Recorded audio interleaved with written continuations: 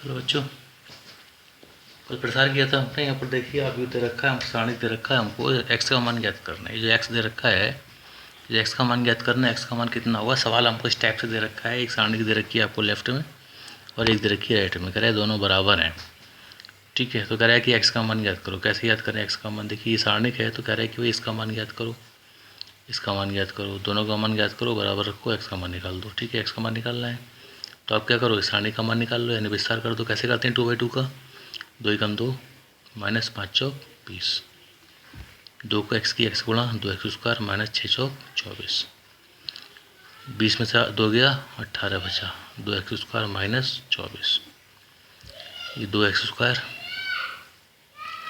ये 24 इधर ले आओ तो 18 माइनस का प्लस का 24 हो जाएगा। तो ये 2x स्क्वायर कितना होगा, 18 में से 24 गया 6 बचा, 2 3 6, एक्स स्क्वायर बराबर 3। तो एक्स स्क्वायर बराबर 3, तो एक्स का मान निकालना है प्लस माइनस √3। ठीक है, तो ये एक्स का मान इस प्रकार से आप निकाल सकते हो। अगला सवाल देखें, 2 3 4 5, x3 2x 5। ठीक, इधर रखा है आपको। यहाँ भी हमको क्या करना है, एक्स का मान निकालना है। तो यहाँ भी एक्स का मान निकालना है। आप कीजिएगा भाई, दोनों सारणी का मान निकाल दीजिएगा। 5 दूनी 10, 4 3 12, 5 की एक्स से गुणा 5x, 2 की एक्स की 3 से गुणा 6x, 12 में से 10 गया तो बचा, एक्स में से 5 गया माइनस का एक्स बचा, माइनस से माइनस कटा, एक्स का मान कितना आ गया 2। तो इस प्रकार से सारणी का आपको दिया है तो आप क्या करेंगे, एक्स का मान ज्ञात कर सकते हैं। ठीक है, और भी सवाल इसमें दिया है 1-2, उनको करके देखिएगा। आगे देखते हैं,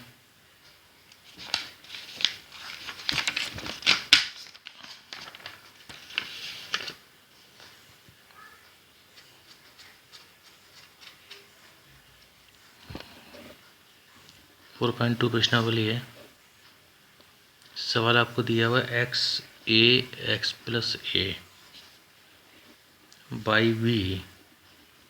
by plus b z plus c बराबर 0 लाना है। ठीक, हमको क्या कह रहा है, कह रहा है कि भाई ये जो सारणी दे रखी है आपको, इसका प्रसार नहीं करना है। जैसे हमने जो थ्री ऑर्डर का सारणी थी उसमें रो के सापेक्ष प्रसार किया और उसका मान निकल कर आ गया। तो इसका मान 0 है, मान निकालना है, लेकिन प्रसार करके नहीं निकालना है। तो कैसे निकालना है, प्रॉपर्टी का प्रयोग करना है, यानी प्रसार का प्रयोग करना ही नहीं है, प्रॉपर्टी का प्रयोग करना है आपको। प्रॉपर्टी का प्रयोग करके हमको इसका मान 0 लेकर आना है। ठीक है, तो अब हमें सोचना क्या है, हमें ये सोचना है भाई 0 लाना है। तो ऐसी कौन सी प्रॉपर्टी है जिनमें मान 0 आता है सारणी का? ठीक, तो ऐसी 2 प्रॉपर्टी हैं जिनमें मान 0 आता है। कौन कौन सी? एक तो प्रॉपर्टी है कि किसी भी सारणी की कोई भी एक रो या एक कॉलम, कोई भी एक रो के अवयव सारे 0 हो जाए, या किसी भी एक कॉलम के अवयव 0 बन जाए तो सारणी का मान 0 हो जाता है। दूसरी प्रॉपर्टी क्या है? दूसरी ये है कि अगर किसी सारणी की कोई भी 2 रो या 2 कॉलम एक जैसे हो जाए तो उसका मान 0 हो जाएगा। तो अब इन दोनों में से कोई भी एक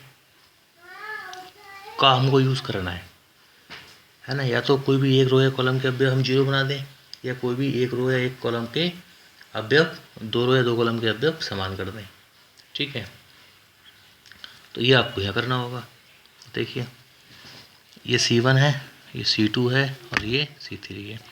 तो आप अगर C1 में C1 प्लस C2 कर दें, ठीक, C1 को C1 प्लस C2 करते हैं तो देखिए क्या होगा, x प्लस ए y प्लस बी हो जाएगा और z प्लस सी हो जाएगा। ये ऐसे ही रहेगा और ये ऐसे। देखिए अब देखिए ये और ये बराबर हो गए, समान हो गए। C1 बराबर C3 हो गया। जब C1 बराबर C3 है तो किसी भी सारणी के 2 कॉलम या 2 रो समान होते हैं तो उसका मान कितना होता है? 0 होता है। तो इसका मान कितना हो गया? बराबर 0।